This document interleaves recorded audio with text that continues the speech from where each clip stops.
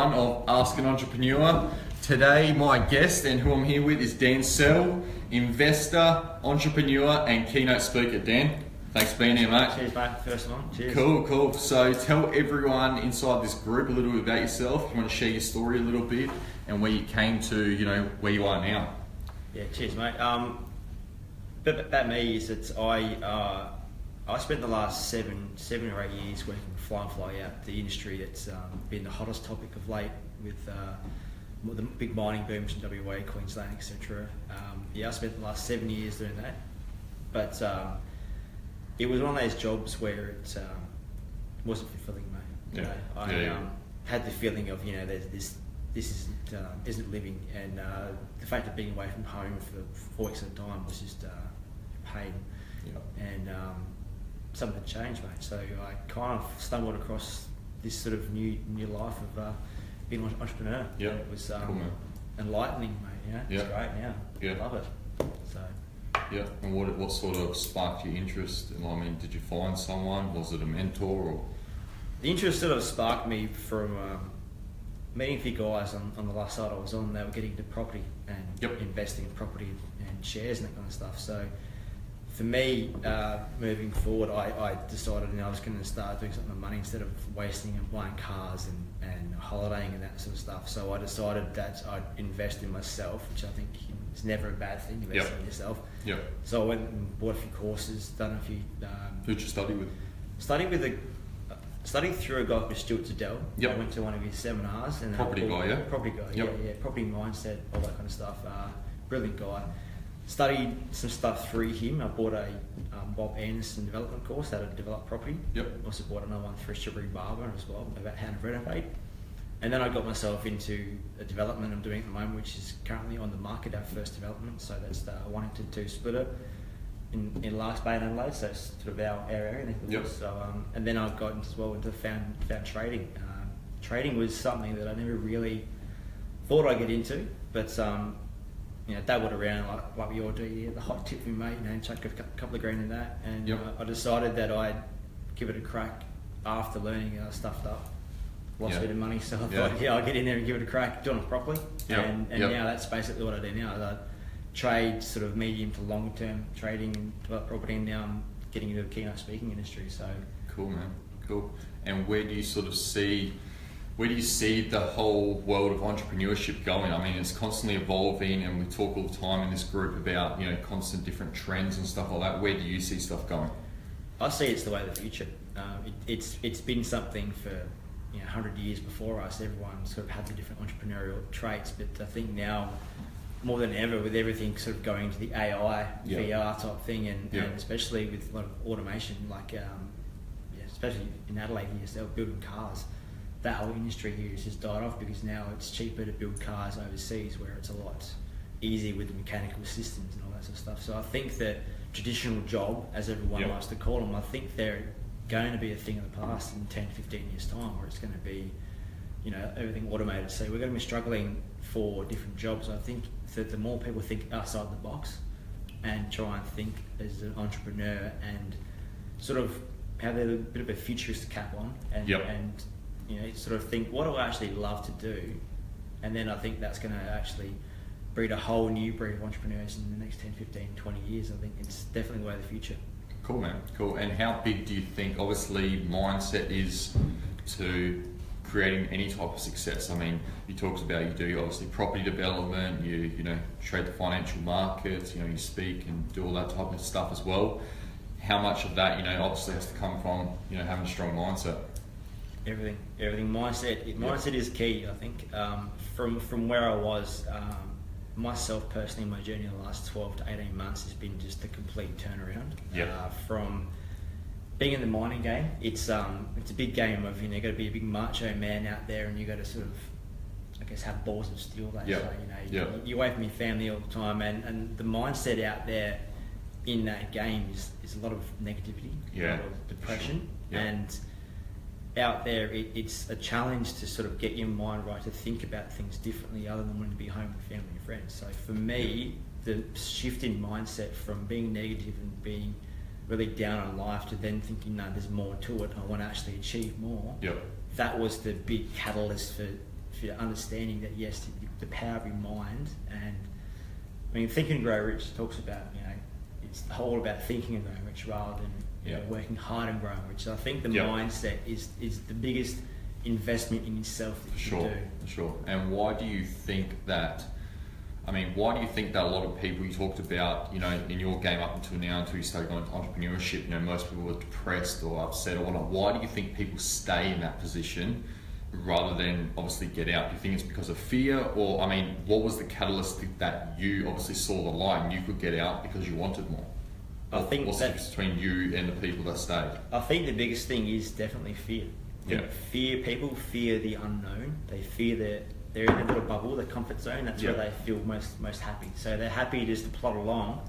But do you think people are actually happy there, or do you think that they're indoctrinated in a way to basically believe that that's where happiness lies? But deep down, because I mean, depression, all these things is obviously it's becoming bigger than ever, and I believe a lot of it comes down to people not striving to live up to their potential. So to be honest, how can you feel happy within yourself if you know that you're not living to your true calling, or if you know that you're not living to your highest potential, or at least in pursuit of it? You can't feel happy with yourself, can you? You can't. No, it's impossible. So that's what causes depression. They say, the statistics say that you are the average of the 5 closest people you hang around the most. Yeah. So if you're in an environment where people around you are negative because of whatever it may be, financial situations, partner situations, work environment, where they're not happy, then they're going to bring you back down to their level. And I think people think they're happy because they've got a nice car or they've got a nice house, but they don't really challenge themselves to dream bigger. Because I think I watched before in a video, it was called Finding Joe on Guy. Yeah, it was great video. It was a discussion about how people are in a state of hypnosis in being that we are just, I don't want to say dumbed down, but dumbed down by the system of indoctrinated. Exactly right. You said it before. Indoctrinated to just be a cog in the turning wheel of society. Yeah. And I think we're just told to accept it, to deal with it, and this is happiness. And I think with the depression rates going as high as they are, I think that's kind of now proving that it's not the right way. And I think that the shift is happening. People are awakening now to what's actually going on in the real world. That Absolutely. There is more to life than a 9 to 5 Monday to Friday job where you wake up in the morning with Monday orders and you wait and you are hanging Monday morning for Friday afternoon. Yeah. I mean, the world's changing so fast. There's more opportunity than ever before. But I mean, in terms of obviously you talked a bit about mindset, a bit about success mindset, and all that type of stuff, and how important that is. How important do you think your morning rituals are to getting your mind in the right frame of mind to be able to conquer the day? I think it's everything. It's everything.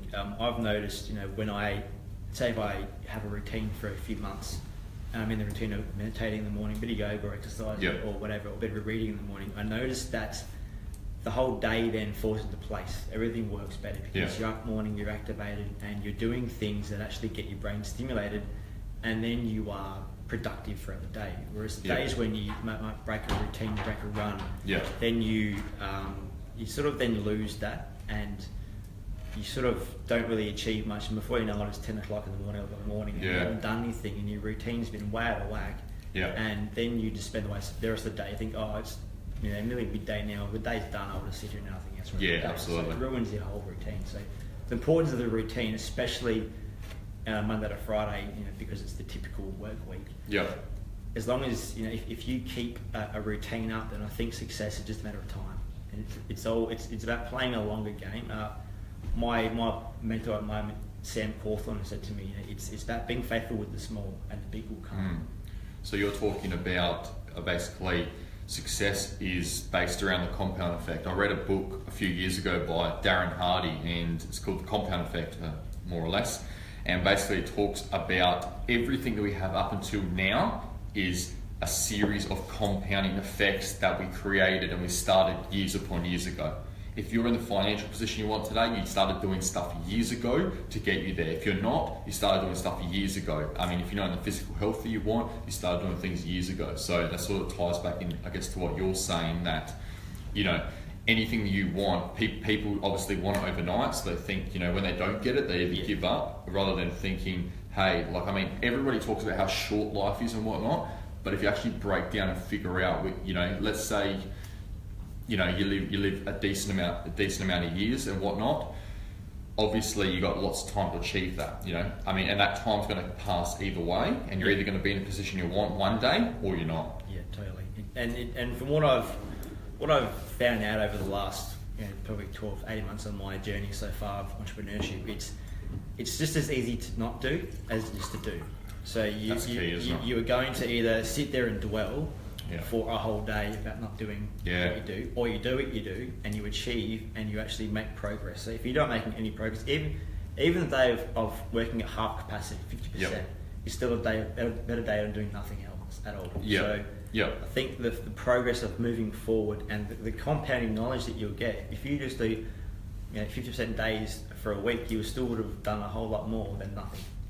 So the compounding thing you said there is, and that goes with everything in life. You know, if you want to learn how to invest, you know, the compounding interest on investing. You know, if you have a certain amount of money in an account, you know, and you just leave it there and it compounds, gradually it gets bigger and bigger and bigger. And the same with your knowledge. If you keep adding and adding every day to your knowledge, then eventually it's going to get bigger and bigger and bigger, and then you're going to have a point of realization where things make sense and fall into place. Yeah, cool, man. So I guess what everyone can take away from that is you're saying play the long game. Yeah. Invest in yourself today, but don't just invest in yourself today, invest in yourself every single day. Every single day. Until you eventually get there. Play the long game. Yeah, that's totally it. And in this day and age, everyone is of the idea of instant gratification. They want everything tomorrow, or they want everything yesterday. They want the latest iPhone, their latest MacBook, their latest, the nicest, newest car. That doesn't always happen to us because we haven't got the 50 grand, 100 grand, whatever it is you want to buy in your car. You need to employ patience in order to. It's the same thing with saving money. You know, if you're in a normal job, if you want to start getting something, you got to save money. It's the same thing. You're patient until you get the money to go buy that thing, and it's a long game. Yes, life is short and long at the same time. It's a contradiction of terms, but the longer you play, the more you compound your interest, your money, your knowledge, whatever, then the greater chance you have of success, I believe. Yeah, cool, man. And I mean, I talk a fair bit in this group about the 4 pillars of happiness, which is basically health, wealth, love, and happiness. And I got this from, you know, I didn't create this, got this from, you know, a person I've done a lot of study with, Ty Lopez, and a few other mentors talk about the same stuff. Yeah, they all talk about the same stuff, and that really resonated with me, you know, the 4 pillars, because I've always been on this pursuit, man. You know, I'm either in pursuit of financial goals, but then I've always lacked and let down my health goals or my relationship goals, or, you know, taking time to actually just find happiness, you know. And I think we live in a world now where you can have it all. You know, it used to be, hey, if you're gonna get financially successful, you need to sacrifice your health, but I don't believe that's the case anymore. I mean, what do you do to put all 4 of them together? I mean, the business models that you've aligned yourself with, did you look at them and say, hey, this covers X, Y, and Z, and that's sort of why you went into those business models, or? Yeah. A lot of it for me, especially now being a full-time trader and investor, the goal of that is to have a balanced lifestyle, so that I can, wherever it might be, if I want to travel somewhere, I can have my laptop with me and travel and trade. So that the balance there of for life for me is a bit of the freedom. So the whole thing of balancing everything there, your wealth, your love, your happiness, and your fitness, and all that kind of stuff, that it all comes down to having a certain balance throughout your life. And I think you can have everything. There is a possibility to have everything, because I think that the more that you work for things, and the more that you believe in yourself that you deserve this, or that you can actually achieve anything that you want, you can definitely do that. It's definitely doable. Cool, man. Cool. I mean, that ties really well into what I said. I put a video up, I reckon about a week ago now, just talking about permission. We don't give ourselves permission to achieve what we want. We don't give ourselves permission to write that book. We don't give ourselves permission to start that business. You know, that talks about you saying that, you know, giving yourself permission to be able to succeed and go after what you really want. Definitely. I think at the end of the day, we live our lives these days too much for someone else. Yeah. And we don't, you know, our mum and dad might have told us to do this job or do this university degree, but that might not be what we actually want ourselves. So I think that's where the lack of happiness comes in again, because we don't want to actually own that we can have. Cool, The main thing there is just be you, just do you. Yeah, very cool. And how important do you think health is to the whole process? I mean, it's a no-brainer. I mean, if you don't get your health, you obviously can't go after the financial things you want. But obviously, people that are still relatively healthy, I mean, what type of impact do you think, getting your mindset right, your fitness right, getting your health right has an impact on your business and where you're headed in life? Everything. It all ties in. It all ties into the same thing, because we are. I believe we are what we eat. That's one thing. I think if you eat really, really good, clean, healthy, wholesome food, I think your mindset and your clarity, mental clarity, is much clearer as well, because you were eating. If you go, and what type of foods do you eat? For performance-based foods. But I eat primarily a plant-based diet now. Plant-based diet. I've cut out the McDonald's, the KFCs, all that stuff, because there was a trend there happening where I noticed when I'd go to the KFC or the McDonald's, you have a burger at McDonald's, within half an hour, I've got a headache, sugar headache, or you get, you feel like, I've got to go to the bathroom, whatever. Because I think that kind of food is just too chemically made, and it's just not good for you that way, and it doubts and it clouds your mind. So I think the cleaner you can eat a healthier diet, I think that gives you another level on being successful, because it does give you a lot more clarity within yourself and your mind. Yeah, cool, man. So I guess what you're saying is that all these little factors, that if you're doing this more than the average person, obviously the compound effect of that in years to time is you're going to have the financial success you want, the business, the lifestyle, the health, and all things together. 100%. And that's how you can have it all. The compounding of all that mixture is definitely key to success, I believe. Yeah. Is having all those different things. It's the life of balance, and the compounding of the balance will then bring forward to you the success that you actually do want and that you deserve. Because I think we all do deserve success, and we all deserve health and happiness, but it's a matter of doing the right things to get that in motion. I think too many people, they will just go the quick fix. And again, back to gratification, they want everything now. They want to be healthy. They want to lose 50 pounds or 50 kilos yesterday. They don't realise that in order to lose that weight they've got, you've got to change your diet, you've got to exercise, you've got to change your mindset, because of the mindset thing as well. They might see someone in the gym thinking, oh, that person's looking really fit and I'm not, I want to be that. But they don't realise that person's taken 2, 3, 4, 5 years to get from where they were to where they are now. And it's the patience and the long game.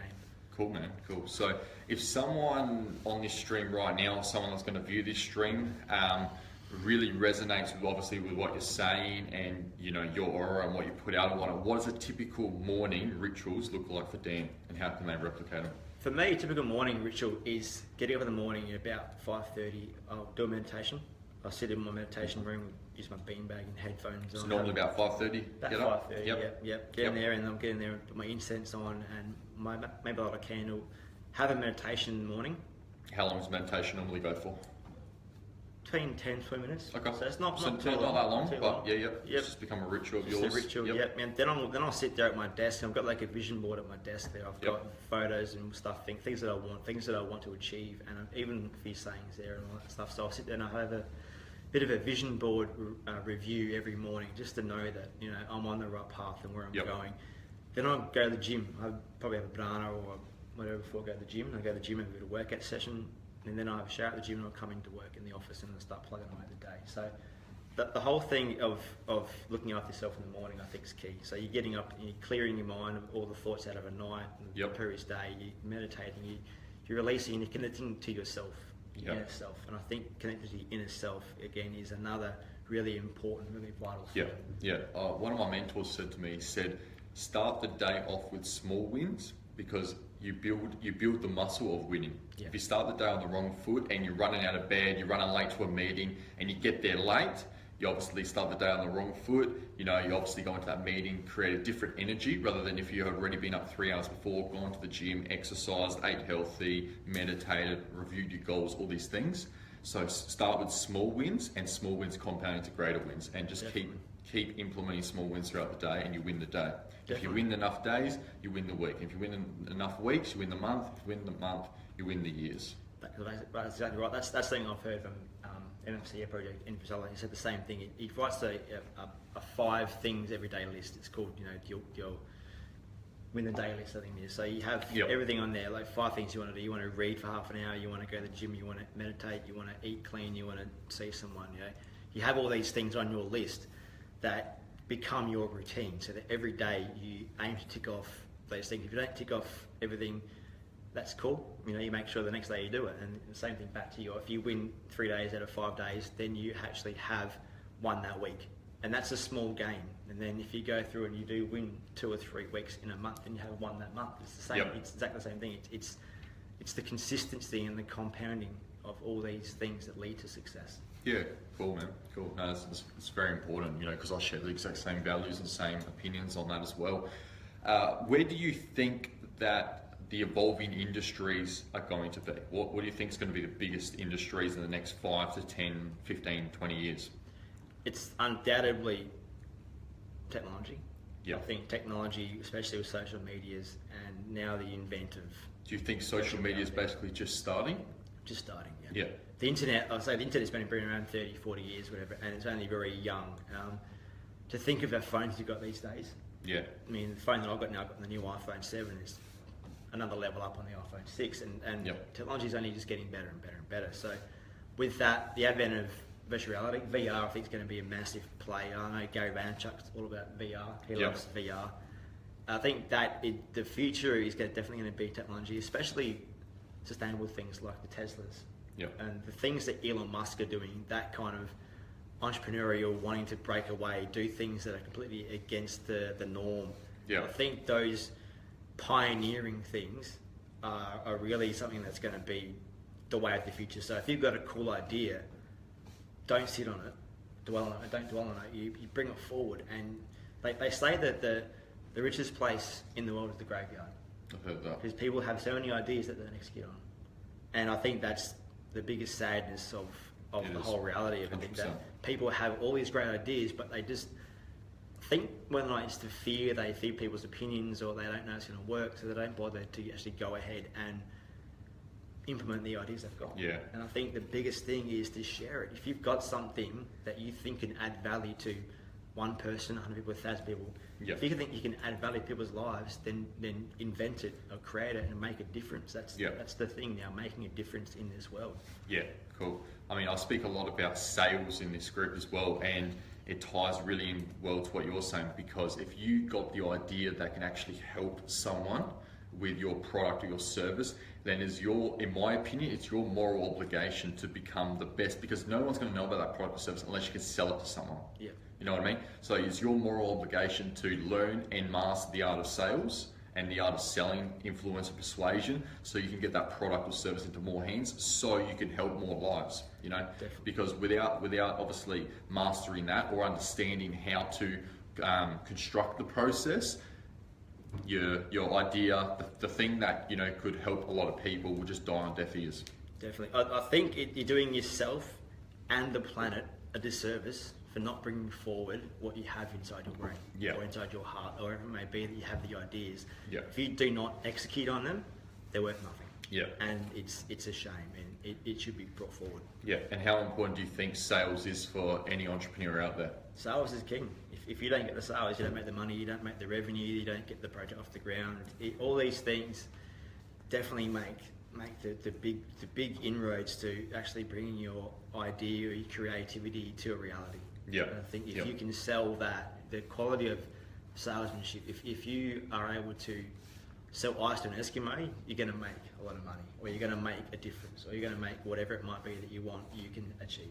And for some people, man, to be honest, if you're broke right now, all you're thinking about is making an extra $1,000 so you can pay the rent and eat next week. And there's nothing wrong with that either. In terms of you got to be selfish at times to take care of yourself. Everyone's got these big goals, these big dreams to change the world and do this and do that. First things first. We were having a conversation before with someone else here, and we're saying there's 5 human basic needs, and the need for certainty is one of them. If you don't obviously take care of your needs for certainty and financial certainty, then you're going to find that it creeps up to other areas of your life and you don't get to live out your full potential. Do you agree with that? 100%. Yeah, cool. 100%. All over it. Yeah, totally agree. I think Yeah, I think it all comes down to just, I think, just being who you're meant to be. Yeah. I think if you're meant to be a success, if you've ever been an entrepreneur, then you're meant to follow down that path. And yes, it does get hard. You know, the money side sometimes isn't always there, but it always works out. It always works out somehow. And I believe, I'm a big believer of law of attraction. Yep. So if whatever you put out, you attract back. And I think if you actually put out there that you're attracting money or whatever it need be for you to get passed by that week, I think that is a big thing to bringing about what you need. And totally all for that, yeah. Cool, man. Cool. And what's one last bit of advice that you can give to either someone who's watching now or someone who's going to watch? You know, some of these videos get thousands of views, and you know this group's got about 20,000 entrepreneurs and business owners around the world. If when they watch this, what's one bit of advice you want to leave them with, either about mindset, about business, about success, about anything they should be going after? Probably one would be believe. Just believe. Believe that you can do it. Believe that you've got an idea. Believe that it's possible. Believe it's possible. Believe you can make a difference. I think self-belief, we so many times these days, we self-sabotage ourselves by not believing we can do it. And I think self-limiting beliefs? Self-limiting, self-sabotaging, all those kind of things. We just limit our beliefs by thinking that maybe it's not a great idea. And I think if you believe in the idea that you have as an entrepreneur, that idea will make a difference, then go 100%, go all in, just do it, get it done and get it out there, because if you believe something so powerfully, then it will be a success. Yeah, and people will obviously, you know, that when you have a belief structure that's so powerful, people buy into that belief structure, and you start attracting people that you didn't maybe know before, and people into your life that want to partner with you because they're attracted to your belief structure. And I think, because we've all been there, I mean, you have this massive idea, you're like, it's going to be fantastic, it's going to be phenomenal, we're going to help so many people, we're going to make a lot of money, we're going to do all these things, and then, you know, you go to bed that night and the doubts creep in. Yeah. Maybe I can't do that. Who am I to do that? Oh, maybe it's not for me. And share your idea with someone. They go, oh yeah, it's not bad. Oh, but it's probably not going to be done. Yeah, that happens. And so then often, you adopt those beliefs, you know, and they're not your beliefs; they're beliefs that somebody else put on you, and you've said, okay, yes, they're my beliefs now, and you claim them as yours when you never should have. Yeah, that's happened so too often. I think the belief side of things, if you believe in yourself or in your product or anything like that, follow it through. Yeah. I think that another key that I've found from Think and Grow Rich is to have a burning desire. So if you have a burning desire and you believe that desire is where you're supposed to go, follow it through. Yeah. Don't do yourself a disservice by not achieving what you are meant to do on this earth. Yeah. Cool, man. So if people want to connect with you further and whatnot, where can they follow you? Follow me on Instagram. I'm danseale.co on Instagram and danseale.co online on the website too as well, if they want to. Cool. And also Facebook as well. And TEDx soon, yeah? TEDx soon, that's the plan, hopefully within a year. Yep. We've got a great mentor in Sam Cawthorne, probably one of the best speaking coaches that I've ever come across. Yep. He's done some amazing things for Speakers Institute over there in Sydney. He's a phenomenal mentor. Yep. And he's the coach for TEDx of Melbourne, so cool. Look out for TEDx next year. Yeah, beautiful, mate. Dan, thanks very much, mate. Thanks, mate. No worries. Thanks, guys. Any questions, post them below, and I'll get Dan to jump on the feed as well and answer them if you've got anything else that you didn't add in. Thanks, guys.